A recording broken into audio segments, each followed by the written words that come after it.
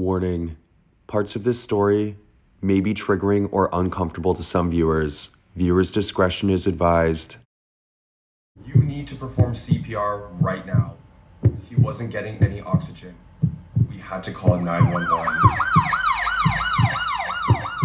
Hello you guys, what's up? Welcome back to my channel and to another video.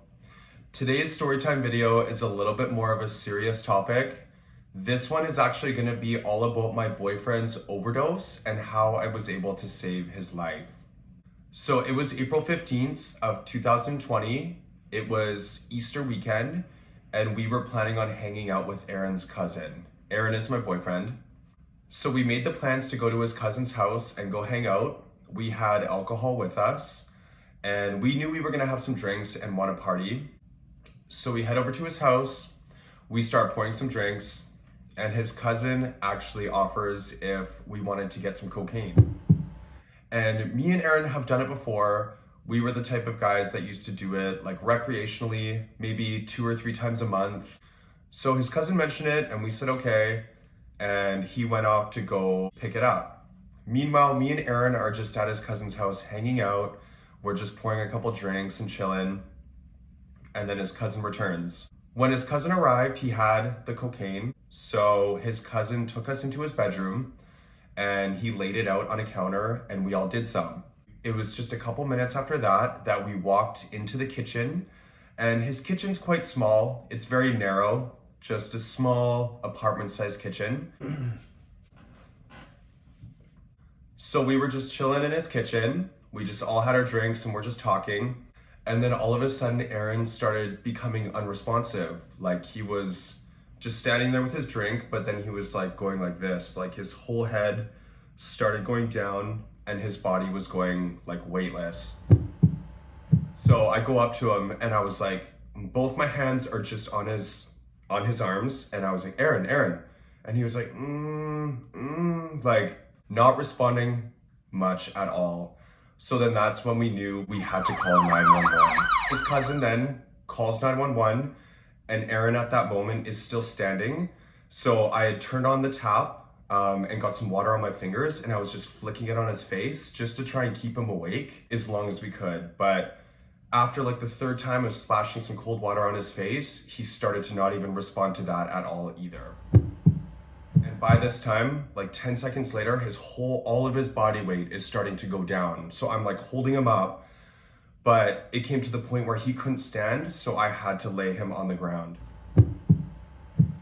And we're on the ground. 911 is right there. They're talking us through what we need to do step by step. They just said, monitor him. But eventually, after another 10-15 seconds, he wasn't getting any oxygen. He started choking and his lips and his face were starting to turn blue. So they said, you need to perform CPR right now or he could die. So at first, Aaron's cousin, he's a big guy and he was a little bit too drunk and messed up to perform CPR. So he was trying, but he was standing up when he was doing it and he was putting way too much pressure on Aaron's chest. I could tell that that was not right. So I told him to stop and go outside and wait for 911 and just wait for the ambulance until they arrive to direct them into his unit. So he leaves, goes and waits for them out front. And I was there just doing CPR and the phone was left on the ground right beside me and Aaron. So Aaron's just laying down, I'm kneeling over him doing CPR, and the medic that was on the phone was just directing me through the whole thing. He kept the 1, 2, 3, 4. So he just did that the whole time and I was just doing CPR. Just like not too hard, not too soft, but just keeping a good steady beat. So about another couple minutes goes by and he's still not coming back to life. Like his body is completely shutting down. And his face was turning more and more blue, like his ears started to turn blue and purple. And his eyes, I was opening his eyes and his eyes were like yellow, like bright yellow. But the medic said, do not stop giving him CPR until the ambulance arrives. So he said, just keep going, keep your steady beat, not too hard, not too soft. And 1, 2, 3, 4. So I kept doing that and it was about 10 minutes for the ambulance to arrive. So by the time they got there, Me and Aaron are still in the tiny little kitchen alleyway. And as soon as they came in, they knew they needed more space. So me and Aaron's cousin, we had to push the table out of the dining area, and they dragged Aaron right where the table was. So they had much more space to perform. The next thing they did was cut open his shirt so they could check his pulse properly. And right after that, they stabbed him with a shot of naloxone or Narcan. So once that happened, they put the breathing apparatus over his mouth and they started squeezing it. And at this point, I'm like still in shock. Like, they haven't told us there's a pulse. They're still trying to resuscitate him, and they have nothing yet. So then they gave him another shot of Narcan, and we were just waiting. They were just giving him oxygen, oxygen, oxygen. And about a minute later, they started getting a pulse. And I mean, by this time, I could actually sort of breathe again. Like, I was just standing there in shock, like just watching the love of my life possibly die right in front of my eyes because we made a stupid decision and wanted to do drugs. So once they had the pulse, I hopped over and I was kneeling right next to him. He's still on the ground at this point, and I'm squeezing his hand and I'm like saying his name. I'm like, Aaron, David is here. Like, it's me, David, I'm with you. But eventually he did. He opened his eyes and we were all so happy. His cousin and me were like, oh my God, thank God he did not die. Like, you hear of these stories happening to people, but it doesn't really seem real until it happens to you and you feel all of the emotions coming with the person that you love the most in the world almost die. Like, I saw him just about die and leave the earth. So once he was resuscitated, we were able to sit him up in a chair, and he said he was extremely thirsty, like extremely thirsty. So we got him a couple glasses of water, and he sat there and he caught his breath, and he was just like asking us like what happened, because when he came back, he had no idea what happened. Like, to him, it just felt like he passed out, and then once he was resuscitated, he saw us all standing over him like, holy shit. And he was just like, whoa, like, what happened? Once he was able to go to the hospital, they took him in and they just kept him there for a couple hours until he was okay to come back home. And then he ended up coming back to his cousin's house where I was, and thankfully we were able to just go to sleep, super happy that he did not pass away. And we woke up and that was it. And we went home the next day.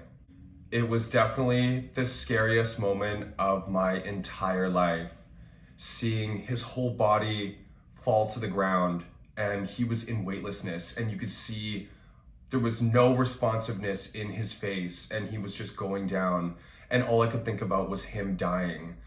So we are extremely lucky that it only happened to one of us, and the others were able to just jump in and help out right away.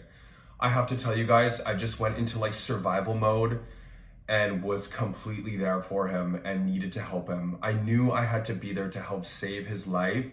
I know it's not always easy for everyone out there to help save someone's life. They might get nervous and worried and just freak out, but just know you have to call 911 and listen to what they say. It can be scary. You might be shaking and not know what to do, but you need to follow the directions that they give you to save someone's life. I also have this to show you guys. This is a naloxone kit or a Narcan kit, which we have out here in BC, in Canada. It might look different elsewhere in the world, but this is the kit that can help save somebody's life if they need it. So this is a naloxone kit, or Narcan for another name. This is what we get out here in BC, if not all over Canada. So it's a kit that is completely free. You can get from your drugstores or your doctor.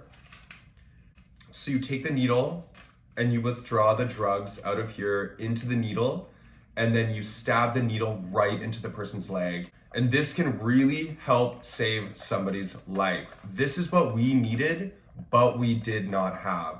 And this is the exact drugs that the medics gave Aaron when they arrived, and it helped save his life.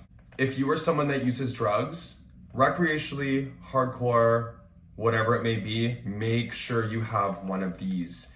Even if you are someone that does not do drugs, but you are around people that use drugs, or you have people that come over to your house and use drugs, whatever, it is safe to have one of these on you, just so you can help save their life if needed be. But I have to tell you guys that me and Aaron are completely drug-free. We do not use drugs anymore. That was beyond scary and so terrifying. Like, the thought of losing Aaron would absolutely kill me. So completely drug-free and never looking back. Now we are definitely ones that advise our friends who recreationally do drugs to not, because you never know what can happen. Even if your drug dealer is telling you their drugs are tested, you never know if they start coming from another source. And it's good to just stay out of the habit of doing drugs, because you know what? For overall health and feeling, you want to look good and feel good your best through your entire life. That was the story, you guys. It's a story I never want to relive, but if I do relive it and I have to help out a friend, I will be there for them 100%. I want to thank you guys so much for listening to this story and watching this video. Thank you guys again, and I will see you guys very soon. Bye, guys.